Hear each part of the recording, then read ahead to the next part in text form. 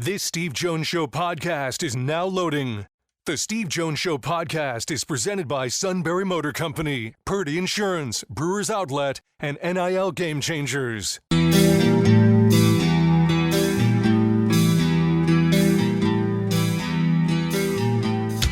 Bringing you an in-depth look at Penn State sports and more. This is the Steve Jones Show on News Radio 1070 WKOK. The Steve Jones Show is presented by Purdy Insurance, Brewers Outlet, NIL Game Changers, and Sunbury Motor Company. Now from the Sunbury Motor Studio, here's Steve Jones. Purdy Insurance, Market Street in Sunbury. Go to purdyinsurance.com. Auto, home, life, business, boat, motorcycle, RV. You have multiple insurance needs. Purdy Insurance takes care of them all. Make sure you're fully insured. Do everything they can to save you money. Sometimes that's going over state lines where allowed. Other times maybe it's bundles. But they try to accomplish both goals every time. Primarily that you're fully insured, then saving you money. Great pros who happen to be really good people. And don't forget about the Purdy Memorial Golf Tournament next Wednesday at the Susquehanna Valley Country Club, benefiting the Greater Susquehanna Valley YMCA. And we open up and get going with Ryan Snyder, Blue White Illustrated on 3.com. Sir, welcome after another what appears to be for Penn State successful Lasch Bash. Yeah, successful is an understatement. Can you hear me, Steve? I'm on my headset right now. Can you hear me? I hear you. I hear you loud and clear. And you need every once in a while you go into something like this, and if you can go out and hit the grand slam, it just sets the tone for everything else. It sounds like right out of the gate they got the grand slam. Kevin Brown, man, absolutely massive commitment for Penn State.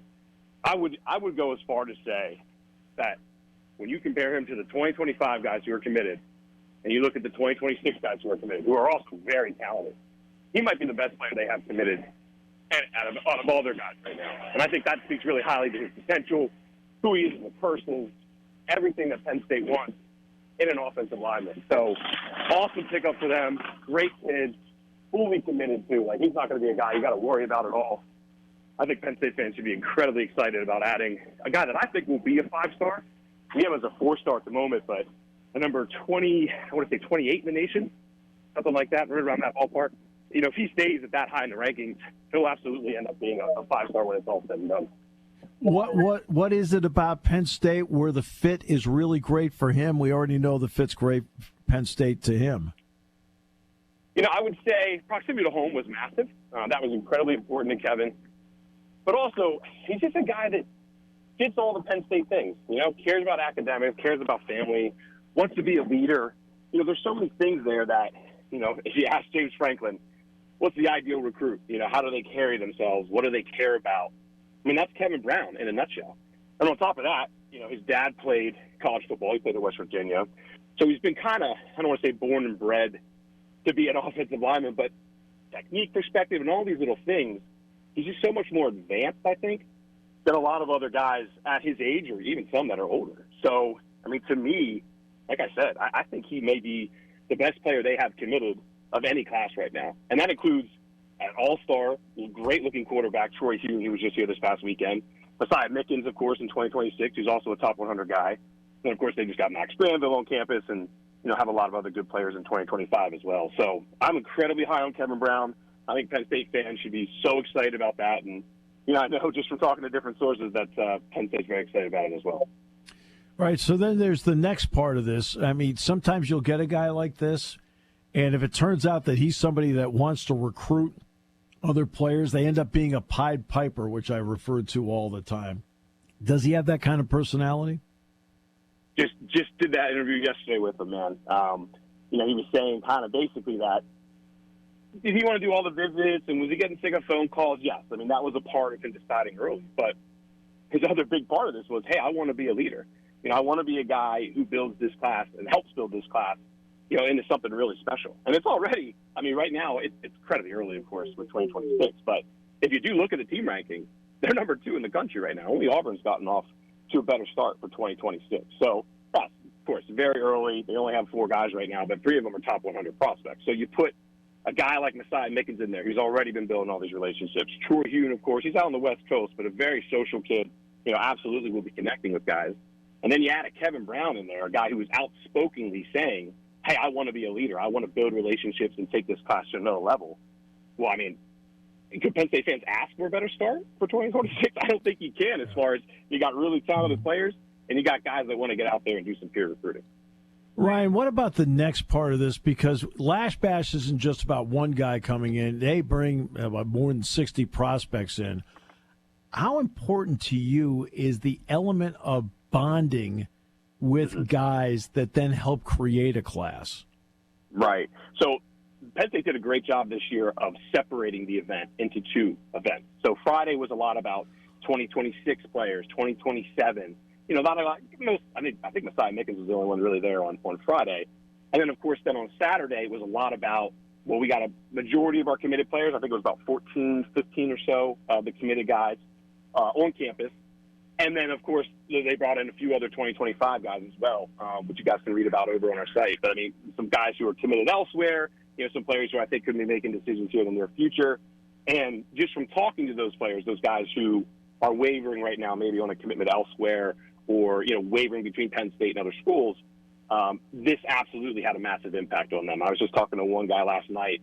He was talking about how he spent a lot of time with Alex Tash this past weekend, and, he thought that their personalities really clicked. So just a lot of positive feedback from that. And then, of course, it's you want the commits and their families to bond as well, right? The stronger you can get your committed class together, especially with however many months it is until signing day, well, the better your chances are of retaining. And that isn't just with the recruits. I mean, that's with the families as well. I've talked to so many parents who, talk about how the bond they built with so-and-so and this player's parents and this player's parents. And, when the families are able to build those bonds, not only do those carry over the years and make it a strong class, but it helps keep everything together. And in today's world, where coaches are always trying to poach other players, that's incredibly important. Ryan, obviously, there's always time between this and the signing day, and in the case of some guys, it's going to be, it's not this year, it's the year after. But what has Penn State done recruiting-wise the last couple of years, and this year in particular, where they go from June 1 and they get to the Lasch Bash and seem to be getting a haul?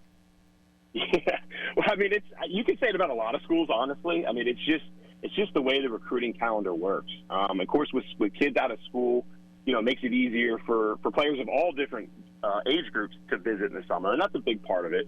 And what you're really seeing is you're seeing a lot of guys who, like a Kevin Brown, right, who have done some spring visits, not really into the recruiting process. Okay, I'm going to make a move early. And then you have the opposite, where you have a lot of 2025 guys for this year, of course, who did go all the way basically until official visits are in June. And then they do that there's always a surge in late June, July. And that's really, that's what we see for at least the 2025 class all across the country this year. I mean, Penn State picked up, what was it? I don't think it was about a dozen, but it was up there as far as 8, 9, 10 guys for the 2025 class within a handful of weeks.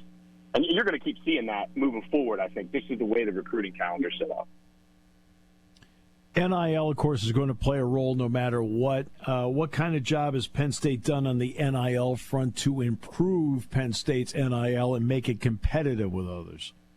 Yeah, I mean, it's a good question, Steve, because I can't get a lot of people to talk about it, and I don't know really the reasonings behind that. Maybe I think part of it is because Penn State has to improve, and I think maybe sometimes they're worried that a journalist may put some different numbers out there that not people are okay with. But of course they just had that Avalon event, which was pretty successful from the feedback we've gotten, and it's really just about everybody kind of buying in. And I do think fans are getting more used to that. Now, I also believe that, fans are seeing the revenue sharing coming, and they also believe, well, this is going to get taken off our plate. And I got bad news for people who are donating right now, but that's not going to change.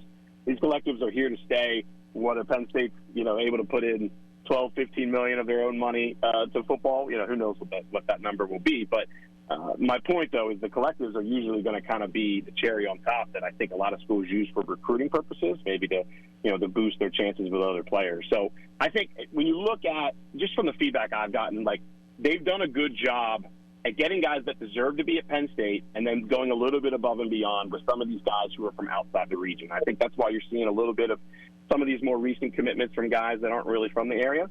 And then, of course, they're doing a great job with the guys who, knew Penn State growing up, care about, all the things that Penn State stands for. And, they're doing their best to make sure those guys are compensated. But James has stuck to his guns, when it comes to, making sure the guys who deserve it and earn it on the field are going to be the team's highest earners. And I don't really see that changing. Now, at the same time, a lot of schools are doing a different approach, and that is a massive reason why, we've seen some recruits that we thought would definitely end up at Penn State have gone elsewhere, especially with late decisions. I mean, we've seen quite a few guys maybe make a late move 72 hours before they're supposed to announce. So it's kind of how all you look at it and how you want to approach it. And, of course, with revenue sharing coming, that's going to add a whole other, charge to this apple, I guess you could say, as far as what Penn State and how they got to do to navigate it. Well, no, I think that when it comes to the latter part, the problem is going to be for the ACC schools. I don't know if they have money, right? I don't know if they have the money to do it. It's not like a Big Ten school where you've got that big TV package that helps at least supplement part of it. You're going to have to get donations. But there's another element to it. Sometimes I don't know what's real in NIL reporting and what isn't. And I'll give you an example of a basketball player. I'm not going to say the name of the player, but it's been claimed that this player got $2 million to make the move as a fifth-year player. And then I talk to people I know and trust, and they tell me it was $800,000. That the agent's floating it. The school loves the fact that it was floated. So I'm not so sure some of the numbers are as big as people claim them to be, because you and I both know people. They're certainly not.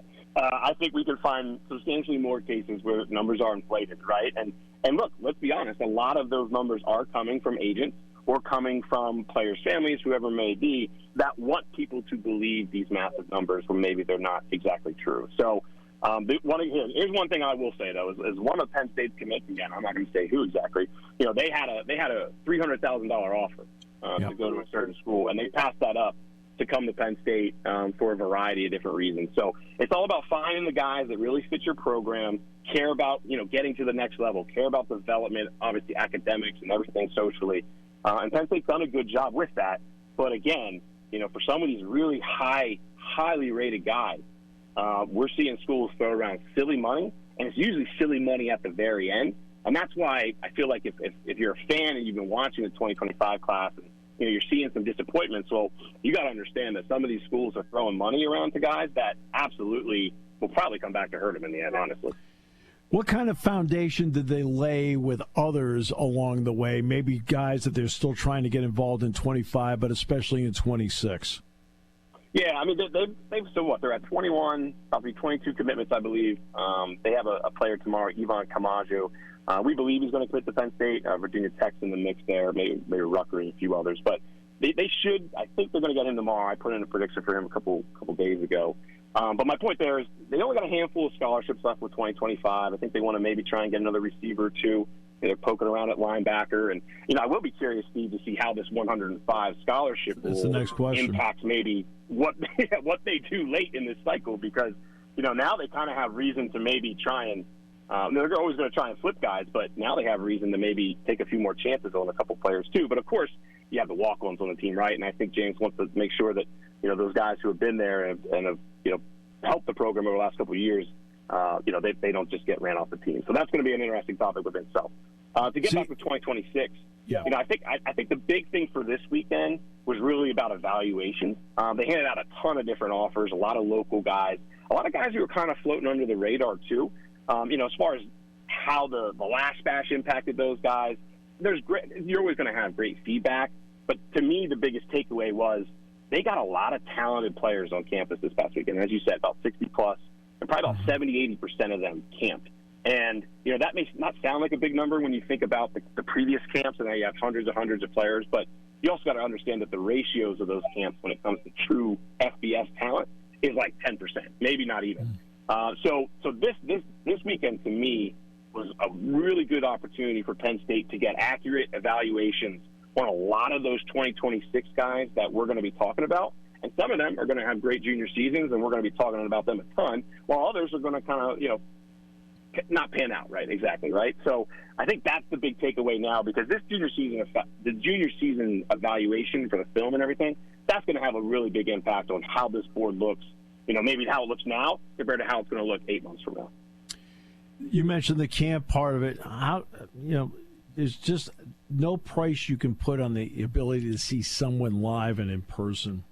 What has that meant from Penn State's point of view about committing to a guy because he camped and they saw it for themselves?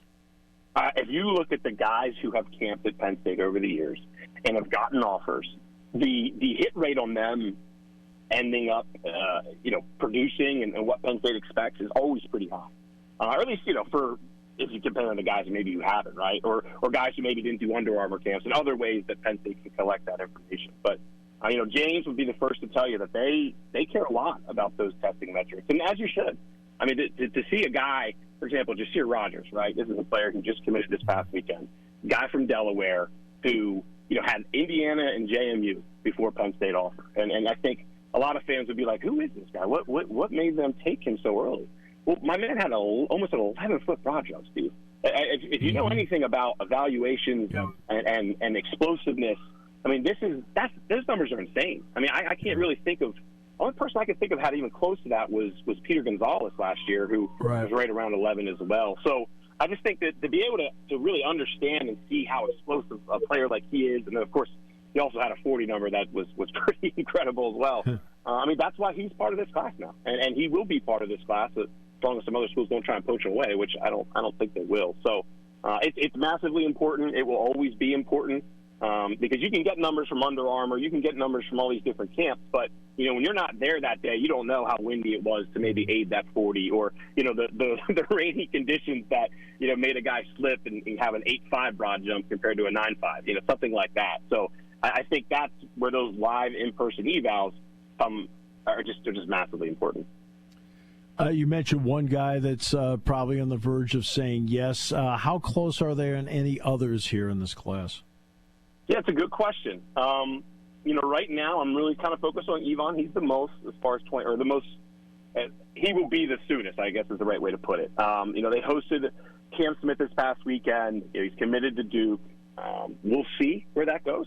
I think Cam Smith wanted to be part of this class months ago, and it really was unfortunate for Cam because they had DJ McClary committed at the time, and then Alex Tash committed maybe like 2 or 3 days before Cam. Right. And that put Penn State in a tough spot because, yes, they knew that there was a chance they'd take a third linebacker, but it was so early in the cycle that they didn't want to overload on a position that isn't at the very top of needs this year, especially when you look across the board and, what they have. But so much has changed since then. The 105 scholarship rule was just became official the other day. That makes it kind of easier for them to find more guys to add. Of course, DJ McClary then decommitted as well, and that's probably the main thing that has Cam Smith back in the mix. But this is a player who I think really likes Penn State, wants to be at Penn State. I always felt like he did want to be at Penn State. And then, of course, he goes on to commit to Manny Diaz at Duke, which, also kind of shares his connection with this staff that he's built over, 2+ years now. So Cam would be one to watch, and, we'll see with receivers. Kobe Howard was up this past weekend. He's not planning to announce until the end of August. His team, Shaman Amadana, they have a ESPN game, I believe, on August 24th. He's looking to announce there. We'll see where things go. I think they'd love to flip another receiver or two. Time will kind of tell who emerges there, but they're going to keep plugging away at a lot of these talented players who ended up going to other schools. And I think when we get closer to that time where they really got to sign, those players will start thinking about, man, do I really want to go 1,500 miles away from home? That's usually where you kind of see schools like Penn State be able to wiggle their way back in there. And very quickly here at the end, I mean, with Ohio State November 2nd, then the whiteout very late this year, November 9th.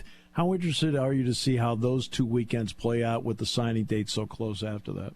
Yeah, I mean, well, look, if you just look at the timing of it, that's when high school playoffs start, right? So that's going to be incredibly compelling to see.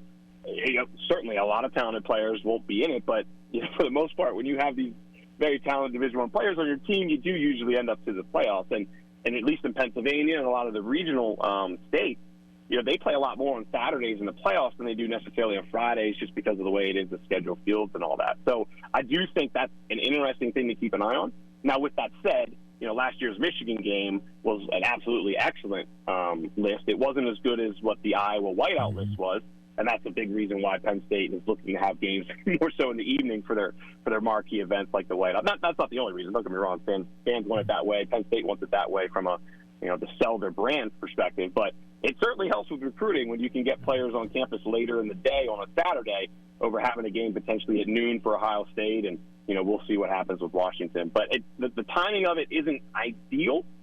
Usually it's the very last game in November when it's kind of Thanksgiving break where everybody's a little more open, especially with it being the second week of playoffs. But we'll see. I'm very interested in seeing what happens there. Brian, always a pleasure, my friend. Thanks so much for all the great information. No problem, Steve. We'll talk soon, buddy. Take care. Ryan Snyder on 3.com, Blue White Illustrated. This half hour brought to you by Purdy Insurance on News Radio 1070 WKOK. Party time.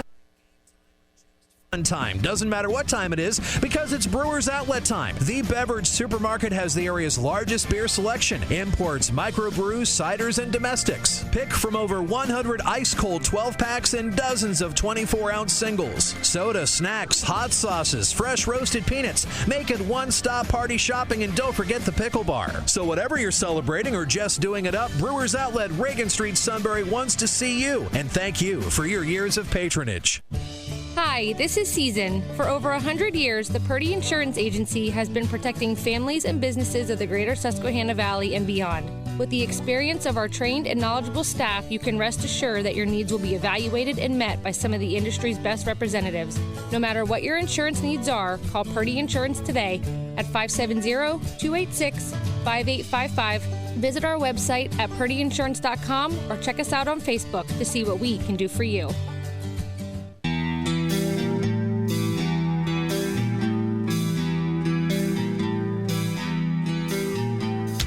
Bringing you an in-depth look at Penn State sports and more. This is the Steve Jones Show on News Radio 1070 WKOK. The Steve Jones Show is presented by Sunbury Motor Company, Purdy Insurance, Brewers Outlet, and NIL Game Changers.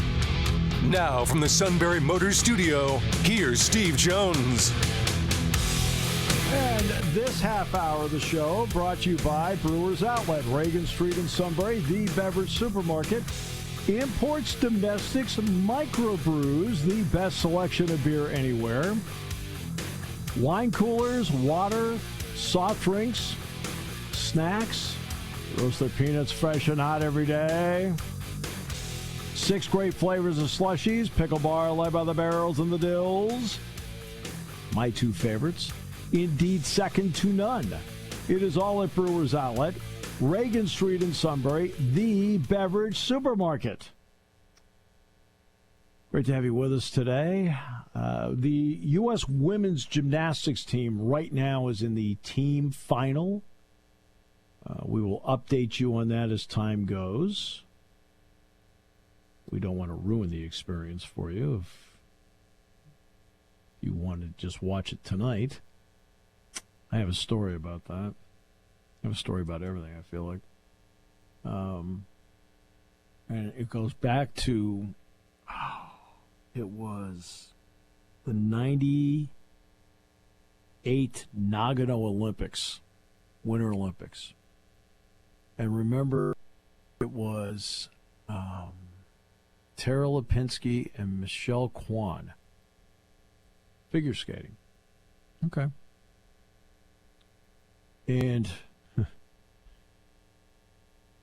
it was the big event of Nagano. And, of course, the time difference is huge. Well, at 7:30 in the morning Eastern Time, I was on doing morning news and sports at the time on a radio station here in State College. They did that for 21 years. So I get to 7:30, and it comes over, Tara Lipinski wins the gold medal. So I announce on the broadcast, and to start out the sports, Tara Lipinski has won the gold medal women's figure skating. I get this phone call from this irate listener who just baseball bats me verbally from one side to the other. I finally said to her, I said, "Excuse me." I said, "Until I see a check from NBC Sports, I'm going to do my job. It's my job to protect NBC." I said, NBC chose not to show it to you live. They chose not to show it to you live. They chose to show it tonight. I said, your phone call should be to them.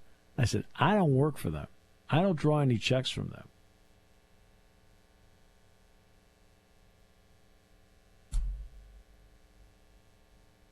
But, man, she gave it to me but good. Yay. Ooh. I don't know if that ever happened to you, Todd. But not to that extent, but the year Michael Robinson and Penn State was in the Orange Bowl, I had to cover a game that night. And I had told everybody I didn't want to know the score because I was taping it because I wanted to watch it after work. And I forgot to tell my brother, who was the one person I knew at the Orange Bowl, who then texted me every time they scored. That does happen. Yes. Oh, but I'm talking, and I told you, and here's the part. I understand why she felt that way. I did understand. It was not like a lack of understanding. I did understand that. But it's not my job to be beholden to the fact that NBC chose not to show it to you. Like, it's there. Okay? It's their, that's their decision. I mean, I don't know if I'm supposed to sit there and and tell people, hey, cover your ears, da-da-da-da. I think now everybody's pretty much used to it, the way it goes. But, like, they make these decisions. Like, that's not my decision. It was their decision as a network not to show it live because it was 7:30 in the morning. Well, I'm telling you, at 7:30 in the morning, they would have gotten great ratings. Now, right now on NBC, they're showing live right now. Okay? The gymnastics final. It's on NBC right now. I saw two events. I saw two. Had a chance to watch two of them. I saw Jordan Childs and Simone Biles on the uneven bars before I came down here and started doing this. I mean, I could probably turn the TV on here at some point. The U.S. was winning. I mean, in this day and age, it is so hard to avoid results that happen early. I can't imagine anybody would get that mad about it now, but. I mean, if you don't want to know the Olympic results and you're waiting until 8:00 at night, you have to do a lot of unplugging from things not to avoid results. Yeah, it's very difficult to do. I will talk about one Olympian, and that has been one of the big stories of yesterday, and it's on men's gymnastics. It's the first time in 16 years that the men's gymnastics team for the United States medaled. They won a bronze medal last night. They had been 17 for 17 on routines, and then Penn State's Stephen Nedoroscik stepped up and put it away for the U.S. and put away the bronze medal for the United States. And he is a great story. Now, have we ever had him on this radio station? Yes, we have, as a matter of fact. I've interviewed Stephen Nedoroscik extensively twice. Back in the old days of the Penn State football story, we had a segment on there about other sports, and I was actually the producer, writer, and announcer for that segment. So I'm the one that put it together in the whole deal. Now, the geniuses that run cameras and audio and can edit, right, they made it look really great. But I was the narrator, the writer, and I produced it, which meant I did the interviews. And it was right after he won his first national championship as a freshman.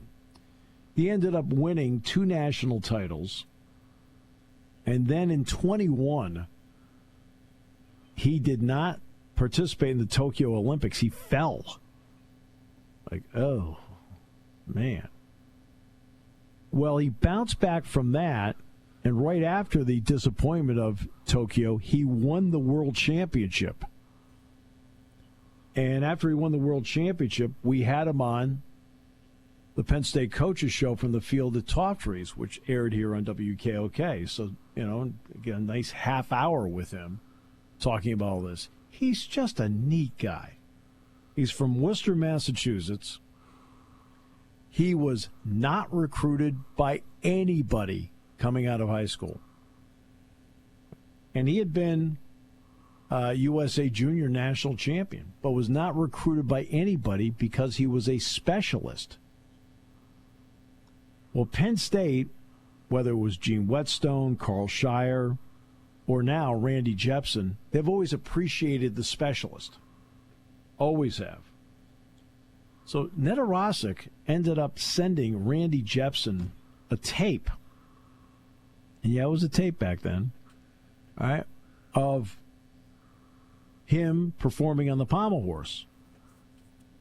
Well, as I said, Randy appreciates specialists, and and Penn State has a great tradition in pommel horse. So he said, "Why don't you come here? We'll talk." Again, he wasn't recruited by anybody, and he comes here. But I think he came here a day or two earlier than Randy knew about, because I guess he looked at his Facebook page, whatever page. And Randy said, "I'm watching it. I'm looking at it." And he says, "Looks like our parking garage." He says, "That looks like our squirrels." So he really wanted to go here, and he ends up coming here. So he wins the two national titles. He can't compete his final year because of COVID. Mentioned the Olympics in 21, the disappointment. We mentioned the World Championship, a high mark. But then, to be honest with you, he's had an up and down last couple of years, some really high moments, some really okay moments. But he made the team, and everybody, of course, sees the glasses. What people don't realize is that when you go into, have you ever been to the eye doctor, Todd? Yes. Okay. Have they ever dilated your eyes? They have. And how's that felt? Not great. Right. Stephen's eyes are permanently dilated. Right? So the glasses has to wear them. Right? But his eyes, he has a condition where they're permanently dilated. But he doesn't wear the glasses when he competes on the pommel horse. And what he was telling me, and I know what he's told people since, is that he said, "Well, Steve, I just get out there." He says, "I do the routine by feel." And he's done it so many times he can do it by feel. And the key for him last night was when he hit the Russian flop early, that told everybody, here we go. And when I saw him hit the Russian flop early, I looked over like, well, they're not going to stop him now. And you see the speed with which he just goes works on all three parts of the horse. Boom, boom, boom, boom, boom. The speed is incredible. And, of course, a great dismount as well. Electrical engineering major. Rubik's Cube. Child's play. If he doesn't solve it in less than 10 seconds, he's mad. Right? And guess what? Yesterday, before he went out, he did it in 9.3 seconds. I was going to say that was the one thing I saw about him yesterday that they talked about was him doing the Rubik's Cube in under 10 seconds. Yeah. I mean, that's what he does all the time. I mean, I almost, on the TV one, I almost brought one in to do it, but we couldn't find one in the TV station. It's like, don't worry about it. We'll figure it out later. All right, I think we took a picture of one, not him doing it. It would have been better if we had him do it in less than 10 seconds on camera. That would have been neat. But I'm so happy for him because he's just he's got a great sense of humor. If anybody can wait for his turn, it's him. Because when you are a specialist, based on rotation, roll the dice. Pommel horse could be the first one of the event, or pommel horse could be sixth and last. So he's used to waiting because there have been times when pommel horse has been number 6 and last. Well, last night for the U.S. in rotation, it was number 6 and last. And you want to talk about the ability to put it away. He put it away. And I'm thrilled for him, and for Randy. Randy thinks the world of him, Randy Jepson. And he's just one of the really neat guys on this campus, without question. So I hope I added a little bit to the story based on all the things I know about him and talking to him over the years. Just a really neat guy. From Worcester. Plus, he got the 2024 version of Fame. He got memed all over the place. Oh, I know. Yeah, that's always special. He's getting the Clark Kent deal because of the glasses and so forth. Because you notice when he got back and he's hugging everybody, he then immediately put the glasses back on because he wears them for really, really good reasons. But again, when he goes out to compete, he doesn't need them to go out and compete because, again, he does the routine and the feel on the horse by feel. So, yeah. I wasn't sure until I actually read our story that I didn't watch it real closely. I didn't realize how Big Ten the gymnastics team was, because the other two guys are from Michigan too. Right. Well, and there's a reason for that. It turns out that collegiate men's gymnastics does not have a deep pool. Maybe 20 to 24 schools. I think at least 6, maybe 7 of them are from the Big Ten. So winning the Big Ten championship is a big deal because some of the best gymnastics in college right now takes place in the Big Ten. Well, that was part of the longer story in the gymnastics, was those guys kind of lobbying that, with the new era of college sports, that maybe we think about, if you want to experience this more with the men's gymnastics team, that maybe we not cut men's gymnastics from collegiate sports. Well, but that was the issue with UCLA dropping men's gymnastics. UCLA was the prime feeder for years for the U.S. men's gymnastics team, and they dropped it. And that's,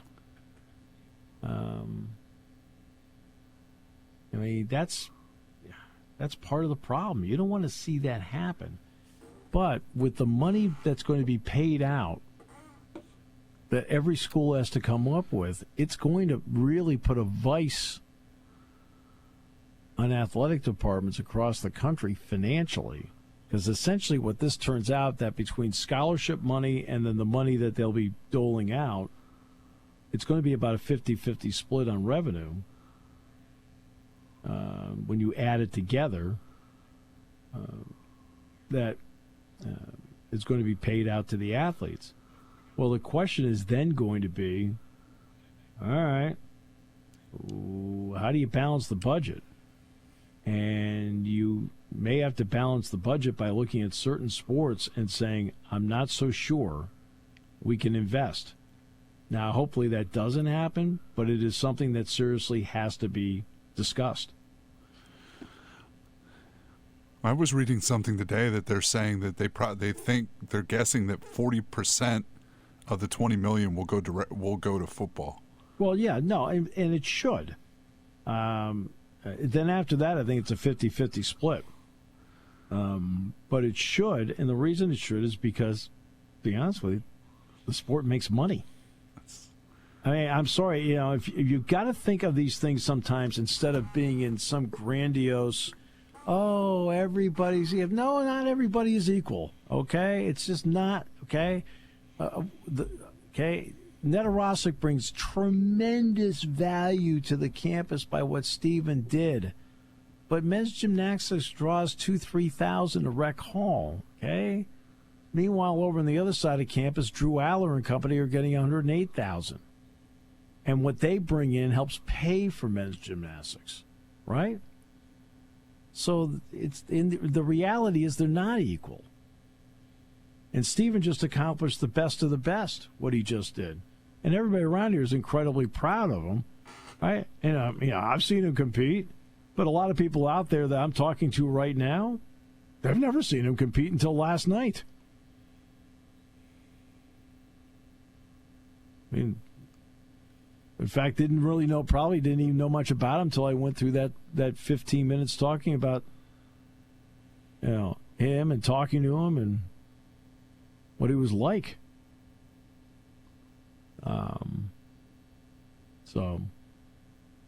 There's just a reality to it. It's not being negative or mean about anything. I mean, they should get the 40%, in part because of what they mean percentage-wise to the amount of money brought in to make sure the other sports have life financially. That's what always made me laugh about the Dartmouth men's basketball team. When they sat there and they told the Labor Relations Board, well, I mean, we're a revenue-producing sport.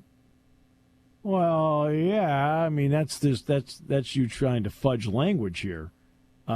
Yes, if you and I buy tickets at $12 a piece, we've now given $24 of revenue to the Dartmouth basketball program. Let's be real.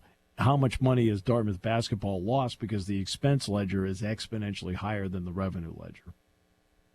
So, okay, we'll take a break.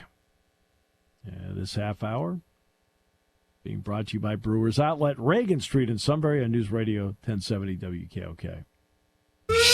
Henry Ford started building trucks in 1917, and Sunbury Motors has been selling them ever since. SMC has over 100 new Ford trucks with savings of up to $12,116 and financing as low as 0% during their annual July truck sale. Choose from 16 of the top-selling 2024 Ford Mavericks. They get up to 42 miles per gallon, and Sunbury Motors has them priced as low as $27,835. SMC has Central PA's largest selection of new Ford F-150s with 48 to pick from, and well-equipped Super Crew XLTs start at just $49,831. Sunbury Motors has a wide selection of Super Duty pickups with 36 to choose from, including regular cabs, super cabs, Super Crews, and utility bodies with gas or diesel engines. SMC is where you want to be in July for the hottest deals on new Ford trucks. Sunbury Motors in the North 4th Street Auto Plaza is a fifth-generation Ford dealer, proudly owned by the Mertz family for over a century.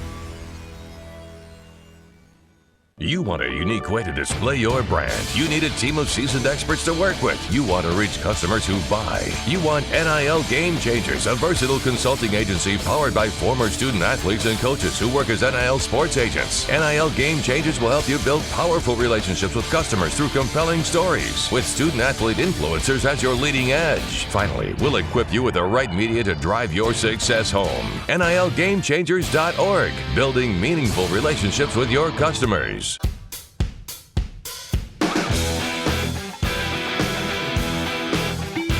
It's a great story.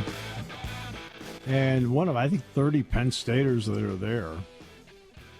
He will not be the last Penn Stater to medal, although the U.S. women's volleyball team did lose to China today, but it's in pool play. They lost in 5 sets. I'm going to have to check in here and see how... I saw the rugby sevens got a bronze. I think there's a Penn State girl on the rugby team. Okay. Because the rugby team at Penn State, it may be a club sport, but they've been a national championship club sport here. I had that coach on once on the coach's show as well. She was terrific to talk to. But yeah. That's Is there Division I rugby, or is it more club sports in most places? No, it is Division I rugby. In fact, when they were adding the men's ice hockey program to Penn State, the suggestion was made by somebody that maybe we should add rugby because of the numbers involved in rugby to balance off men's ice hockey. And in the end, they decided to add women's ice hockey. But rugby was actually in consideration because of the numbers involved, women's rugby. So, all right. Go ahead, sorry. I was going to say, Susquehanna's been pretty successful at it too, but club-wise. By the way, I had great talk with the Susquehanna basketball coaches the last couple of weeks. They've been great. A great group. Coach Marcinick. Yes. Love Coach Marcinick. A great guy, man.